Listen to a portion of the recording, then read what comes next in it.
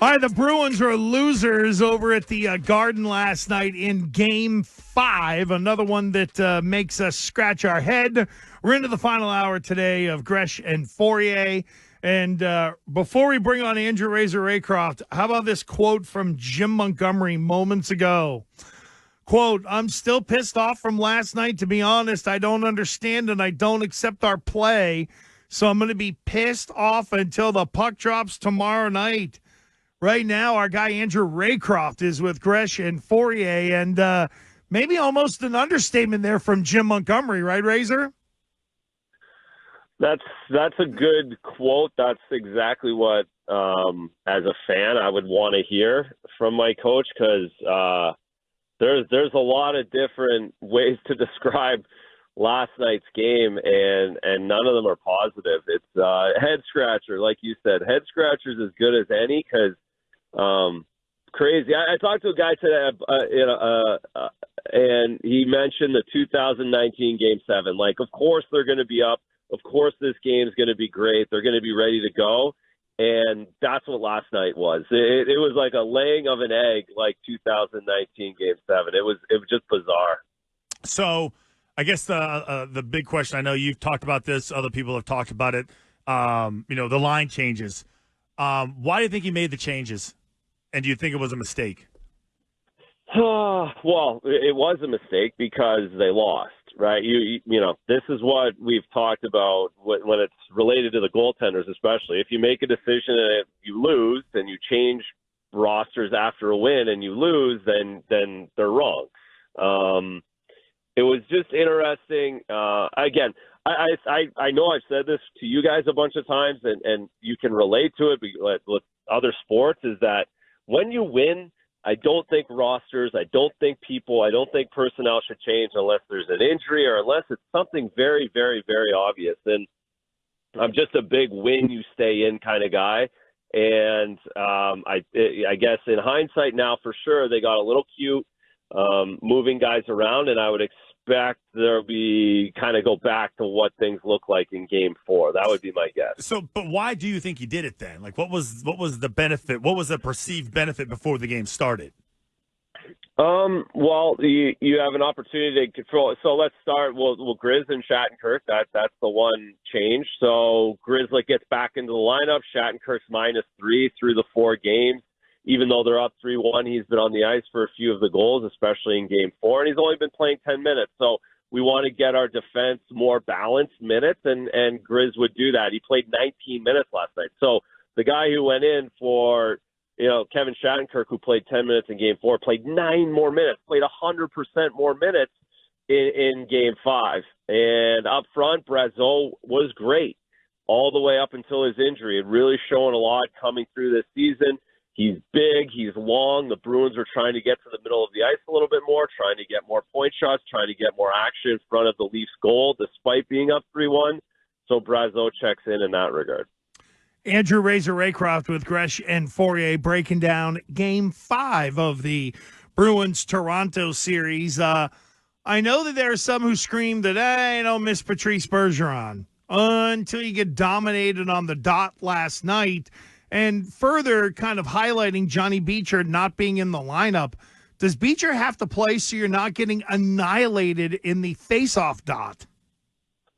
Well, I wouldn't go that far. I think, the guy who's going up against Domi, win a draw, like buckle down. Again, if Max Domi isn't Patrice Bergeron, not even close. So I don't know if Johnny Beecher would have been on the ice for defensive zone face-offs against that Domi line that consistently. And again, a lot of those plays were coming off icing, so you can't make a change.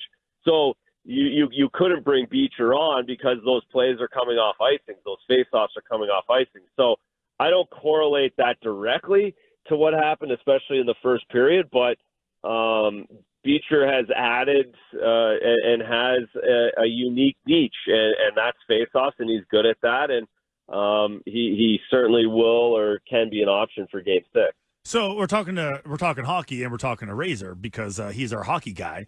I'm wondering where you think the player's mindset is, and how much of how they're feeling is related to what happened last year Is there any residual effect from what happened last year, leading into this year going, uh-oh, here we go again? Is that a thing with this team, do you think? Maybe playing tight, timid? Yeah, no, I think this group's done a pretty good job over the years of not being like that, not having that come back. But, of course, there's a little bit of human nature.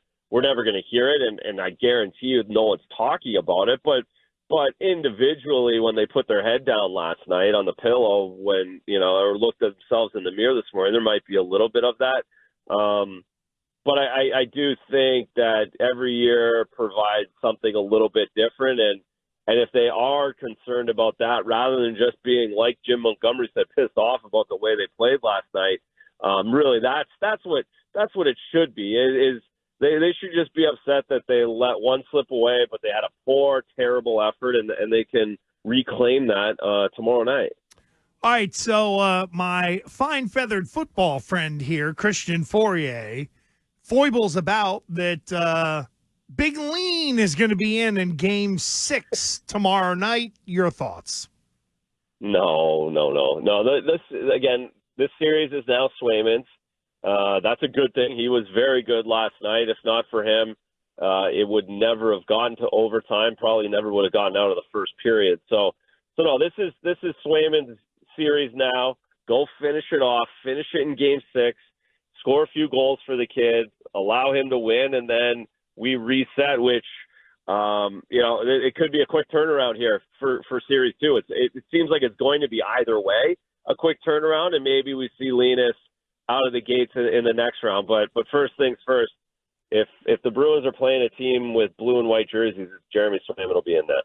Well, you mean it's not like you're batting 1,000 and I put a pizza on it. So if you want to come in and actually join the show in person, you can partake in some of that pizza. If I lose, if I win, you're gonna have to drop it off for me. Deal? Oh. Sure. Deal. Okay, yes, good. I will, last question for me, which is actually more important. Razer has learned to just placate you, and you'll probably forget. There you go. Good. He didn't write it on his hand, Razer, so No. you're okay. More importantly, you'll never remember. More importantly, Razer, I can't tell you how many times I saw the whole Kino commercial with you and the boys last night. I guess my question, Razer, very important question. I don't know, you maybe didn't throw your weight around enough. I know who your agent is. Why didn't you have any speaking lines? Like, why didn't they let you say anything? Why? Because I'm like Charlie Chaplin. I don't need my emotions were on my face. Facial expressions. Okay. I did not need words to win whatever the Oscar is for Kino commercials, because that's what I'm going to win for that one. Last night was the first time I saw it as well, so my kids, I got a giggle out of that for sure. All right, a couple of things. Number one, Kino, folks. Hey. Go play Kino. Keep you employed. Keep that ad going. Sure. College found. Normally Normally you just get a check for the commercial and nothing afterwards. So it could tank after that. You've already gotten the the check's already cleared. Well, a couple of things. It is interesting in that commercial it was brought up to me. They pointed out Bruins legends, and it was one guy traded for another. So that was interesting. And do you have 5 go-to Kino numbers that people could ride the Razer train if they're sitting in the back of a Cumbies or a bodega, or they're just out and about and they're going to local pop store. in whenever they buy whenever they go they go buy their bottle of Thunderbird this afternoon or whatever, they can throw in some Kino numbers. Yeah, Wild Turkey. The bottle of Wild Turkey you see on the side of the road. Yep. I've got 24, 29, 30, 33, and 1. Oh, I love it. He really had some numbers. There's got to be high school jersey numbers, somebody's birthday, right? I mean, there's a connection to those numbers, right? Of course, yeah. Everyone has connections to numbers in certain ways. Yeah, for sure. Yeah. Yeah, and when you're doing the Kino thing, I always like to go with 5. It's a nice landing spot, because if you ever play Kino, you got to go by however many numbers you put in and all that kind of stuff, and then it's how many games do you want to play, how much per game, all of that. If you're really going to sit in the back of if you're going to wait for the like in Seinfeld, if you're going to wait for the cockfights to start at 9 o'clock or whatever, then you got to make sure to get your. It's a line, little Jerry Seinfeld, tamales, the whole nine. Well, listen, before we let you go, the tamales line is great, is it not, Razor? That'd be you there, right? It is the best. It is the best. Are you going to be on TV anytime soon? I'm actually. Yeah, they're going to let me go on TV tomorrow night. Okay, so good. Nice, because Gresh and I have a request from you. We would like you to wear the red velour or velvet jacket that you had on the other night. I need that Mel Torme we need jacket. You need to wear that one. You can't do that twice in a series. It loses the effect. I know. So, it is rough. Put a turtleneck with it. Well, don't you have something out of the Don Cherry collection that you could wear that would stand out? I'm trying. No, you know what? No, I don't. I do have one on order, and I haven't got it, which would stand out a little more. On order? What do you? I don't know why I don't have it. It's actually not really on order. I don't know why. Now that you've said that, I just realized that I did get, but I did get another one, but I don't have it. I don't really have much, but I will be. The problem is, too, guys. Listen, this is the other issue I have. Is a couple of them are like blue and colorful, but I feel like I can't wear blue in this series. Is that reasonable? No, agreed. I can't really go blue with like a crazy blue shirt. That doesn't work in this round, I feel like. Is there any chance that the jacket that you ordered was too colorful and that it was intercepted at the door, if you know what I mean, and then just hidden on you? Yeah. No, my wife might have thought I knew my poor taste and hid it. That is possible, certainly. I love that. Knows my poor taste. There you go. Yeah.